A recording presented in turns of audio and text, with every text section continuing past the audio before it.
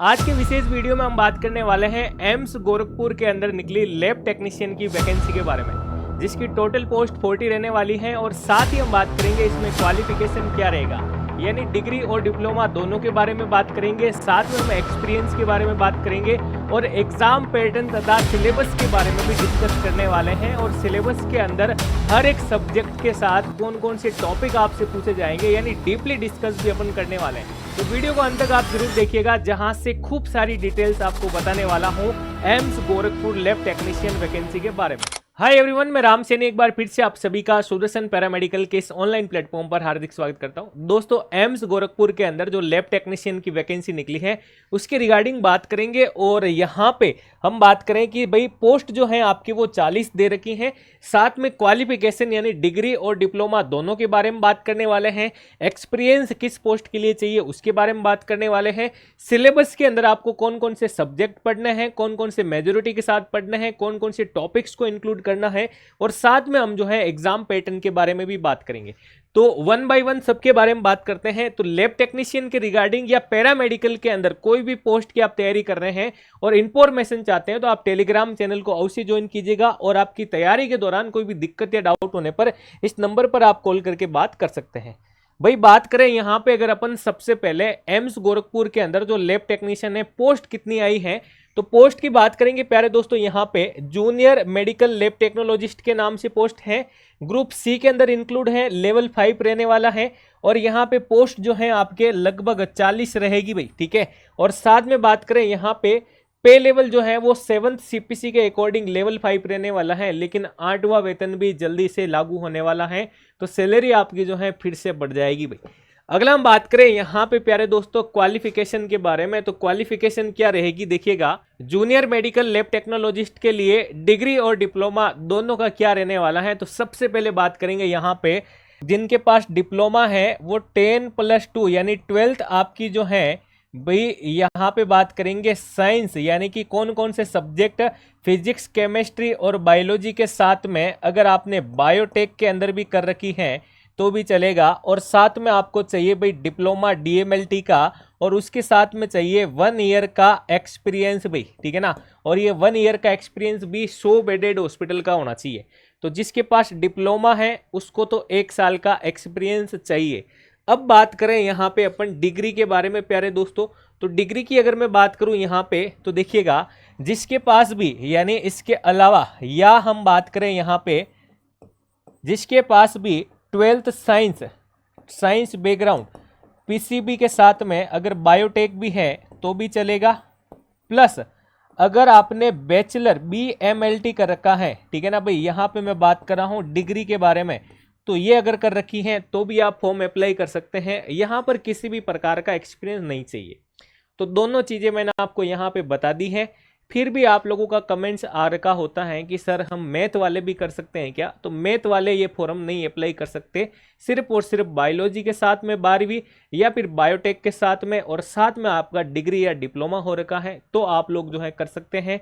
और कंडीशन एक और है कि डिप्लोमा वाले विद्यार्थियों के लिए 1 साल का एक्सपीरियंस होना आवश्यक है भाई, ठीक है, चलेगा। अब यहाँ पे बात करते हैं अगला अपन यहाँ पे कि भाई आपका जो स्ट्रक्चर एग्जाम पैटर्न जो है वो रहने वाला है किस प्रकार से। तो यहाँ पे बात करते हैं, देखो टेक्निकल और नॉन टेक्निकल दोनों की बात करते हैं।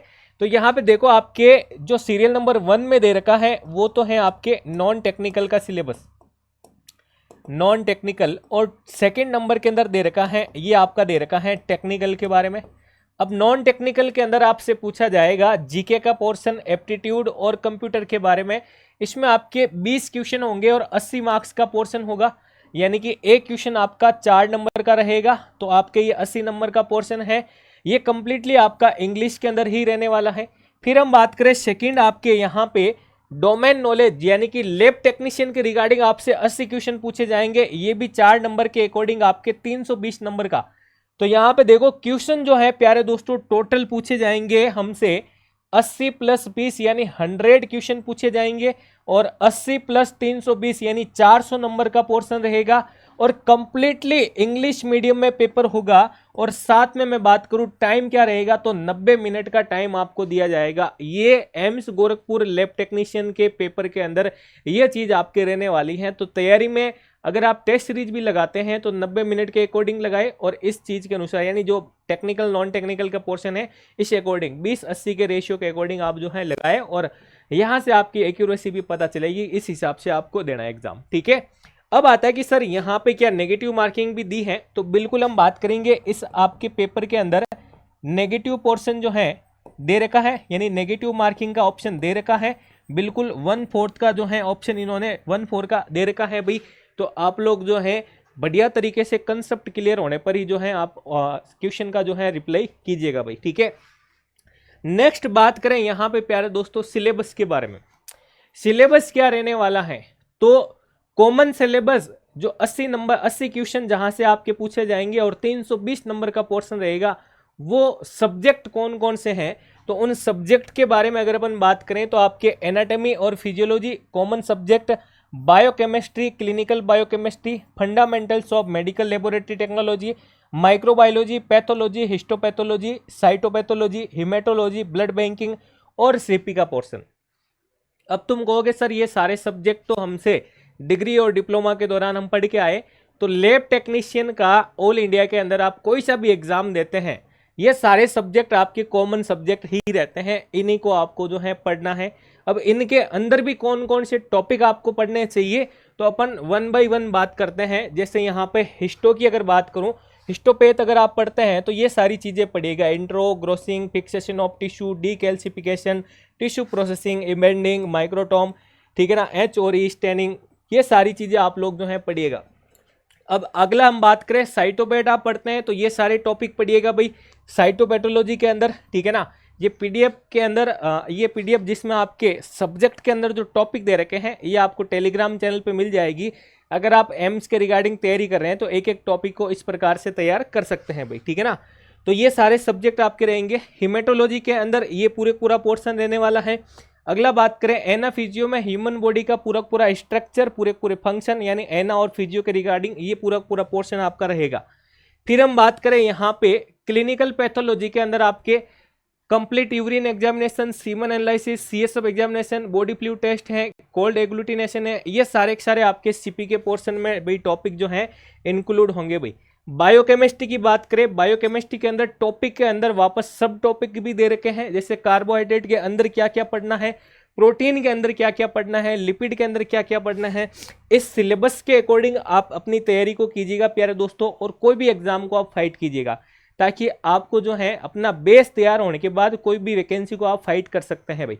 ठीक है, तो ये पोर्शन रहेगा। अब हम बात करें प्यारे दोस्तों, आपके एग्जाम का मोड जो है वो इंग्लिश में रहने वाला है, लेकिन यहाँ पे हम बात करेंगे पैरामेडिकल के अंदर स्टूडेंट जो हैं हिंदी मीडियम वाले भी हैं, तो हिंदी मीडियम वालों को डरने की आवश्यकता नहीं है। जिस समय आप अपनी तैयारी करेंगे, अपना बेस मजबूत करेंगे, बेसिक से स्टार्ट करेंगे, उस समय आप इंग्लिश और हिंदी दोनों लैंग्वेज को साथ में लेके पढ़िएगा, ताकि आपका कंसेप्ट क्लियर होगा। अगर आपको इंग्लिश में दिक्कत हो रही है, हिंदी मीडियम के जो स्टूडेंट हैं, तो आप इंग्लिश के साथ साथ हिंदी पढ़ के अपना डाउट क्लियर करें, और फिर आप इंग्लिश के अंदर जो है अपनी एमसीक्यू की प्रैक्टिस भी कर सकते हैं। एमसीक्यू प्रैक्टिस के लिए आपको किस प्रकार से पढ़ना है वो भी अभी मैं आपको बताने वाला हूं।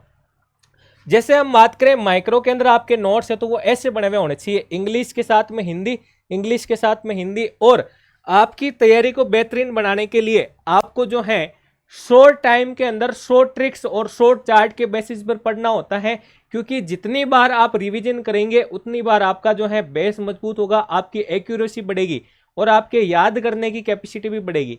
तो आपको बार बार रिवीजन तो करना पड़ेगा। एक बार पढ़ के आप जो है अपने सब्जेक्ट को तैयार नहीं कर सकते, ना आप कर सकते हैं ना मैं कर सकता हूं।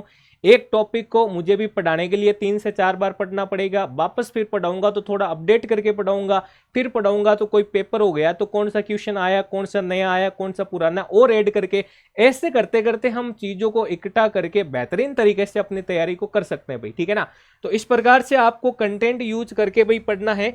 शॉर्ट चार्ट जो है मैं आपको बता देता हूं, आपकी तैयारी के लिए जो है शॉर्ट चार्ट जो है वो आपके रिवीजन के लिए हेल्प कर सकते हैं।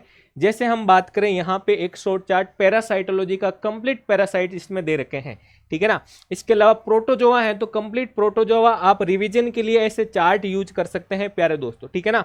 इसके अलावा भी सर क्या कंप्लीट सिलेबस में सब्जेक्ट के अनुसार शॉर्ट चार्ट बना के पढ़ सकते हैं, आराम से पढ़ सकते हैं। जैसे मैंने स्टरलाइजेशन का एक चार्ट बना रखा है, हर साल स्टरलाइजेशन कोई भी एग्जाम हो, कोई भी वैकेंसी हो, क्वेश्चन आपका पूछा जाता है भाई, ठीक है ना। तो इस प्रकार से फुल थ्योरी और शॉर्ट चार्ट और क्विक रिवीजन के लिए आप सुदर्शन पैरामेडिकल के साथ जुड़ करके तैयारी कर सकते हैं। यहाँ पे आपको ऑल इंडिया पैरामेडिकल वैकेंसी के अंदर जो लैब टेक्नीशियन का फाउंडेशन बैच है ये आप ज्वाइन कर सकते हैं, जो बेसिक लेवल से है। इसके अंदर क्या क्या मिलता है, इसके अंदर आपके according to syllabus topic wise पूरे आपके पूरा का पूरा सिलेबस, ठीक है ना। उसके बाद आपके इनके टॉपिक वाइज टेस्ट हैं, ये सारे के सारे शॉर्ट चार्ट हैं। 3D के बेसिस पर भी मैंने एनएफईजीओ आपको पढ़ा रखी है प्यारे दोस्तों। पीवाईक्यू की बुकलेट आपको यहाँ पे कंप्लीट फ्री मिलने वाली है। इस बुकलेट के अंदर भी मैं आपको बता देता हूँ प्यारे दोस्तों, हिंदी मीडियम वालों का विशेष ध्यान रखा गया है। एक तो इस बुकलेट के अंदर आपको कंप्लीट अब तक के जितने भी पुराने पेपर हैं 27 पेपर मैंने इंक्लूड कर रखे हैं। ये किताब पूरी आपको फ्री मिलेगी इस बैच के साथ में। आपका जो एड्रेस है वो आप पोस्टल एड्रेस है उसके थ्रू आपके घर तक पहुंचाई जाएगी प्यारे दोस्तों। इस किताब के अंदर मैं बात करूंगा कि आपके जितने भी पेपर हैं वो हिंदी प्लस इंग्लिश दोनों में दे रखे हैं, ताकि हिंदी मीडियम वाला हिंदी में पढ़ सकता है, इंग्लिश मीडियम वाला इंग्लिश में अपनी। अच्छा, पीवाईक्यू बुकलेट ही क्यों दी जा रही है, मैं आपको बता देता हूं कि आप कोई भी एग्जाम की प्रिपरेशन कर रहे हैं तो उसके अंदर पुराने पेपर प्रीवियस ईयर क्वेश्चन जो है वो आपको ये बताते हैं कि कितने डीपली क्वेश्चन यानी पेपर का लेवल क्या रहता है और अब तक जो एग्जाम हुआ है उनका लेवल कहां तक पूछा गया है वो आपको पता चलता है। तो इसलिए आप अपने एग्जाम के अंदर कोई भी तैयारी करें, कोई भी पोस्ट की तैयारी कर रहे हैं, पीवाईक्यू जरूर पढ़िएगा, ताकि पीवाईक्यू से अपनी तैयारी का लेवल और अभी जो पेपर होने वाला है उसका लेवल भी पता चल सकता है भाई, ठीक है ना। तो ये सारी चीजें आपको सुदर्शन पैरामेडिकल के एप्लीकेशन में मिल जाएगी, इसे आप डाउनलोड करके जरूर विजिट कीजिएगा। एम्स गोरखपुर के रिगार्डिंग अगर फिर भी आपको कोई भी डाउट्स है आप कमेंट जरूर कीजिएगा। और वीडियो अगर आपको पसंद आया है तो बिल्कुल आप लाइक करें, अपने सारे दोस्तों के साथ शेयर करें, और चैनल पर आप नए हैं तो इसे जरूर सब्सक्राइब करें। धन्यवाद।